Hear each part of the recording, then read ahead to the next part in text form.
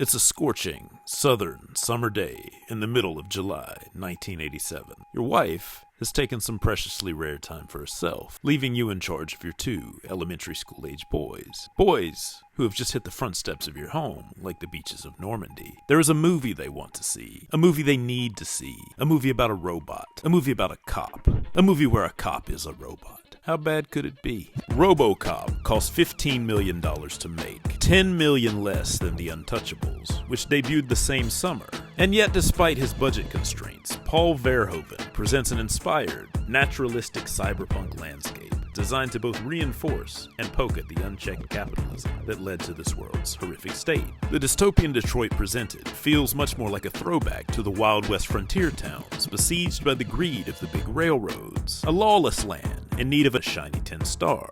Sure, my grandfather's noirs and westerns and war movies possess some of the same basic appeals, but those films present evils anyone could face so long as you have the guts to stand in the street at high noon, or the steel to take that hill. But trapped between Vietnam and the Cold War, my dad's generation had far less glory to wallow in. Action heroes of the 80s became caged tigers. Their burden was real life, inescapable mortgages and ruined marriages, asshole parents at Little League games. When a clear threat did arise, it was so large, so grandiose, so ridiculous, it couldn't even be compared to Grandpa's opponents. Hell, Grandpa wouldn't be caught dead in his recliner with spaceships or robots or dragons on his TV. But for my dad, it was almost as likely as fighting Nazis. So there he is, in a cool theater, on a sweltering day, feral spawn clawing at his knee. He's seen no trailer, read no reviews. It's parental Russian roulette, but it's about a robot sheriff. How bad could it be? Violence and drug use, unsexy locker room nudity. It had all somehow blurred past without comment.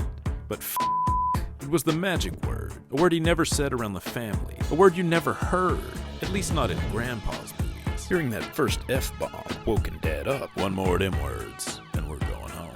If only we had. If only we'd known not to follow Murphy and Lewis into that steel mill. Without warning, the movie suddenly jerks off of the parallel tracks of homage and satire that it ran so effortlessly along, and into a violent collision of extremes. In a few brief moments that feel somehow both shocking and endless, your expectations are both shattered and rebuilt. But even as Murphy's tormentors finally exit and the pace mercifully slows, the carnage only worsens. So much is taken from Murphy and so little screen time that when Robocop's moment finally arrives and he stomps into the station, shiny and bulletproof and reborn, you're practically screaming for justice. Snatch them motherfucking car keys. Bend that motherfucking gun barrel. Clothesline his ass into a soda freezer. Shit that son of a bitch in the way. Did Robocop shit that guy in the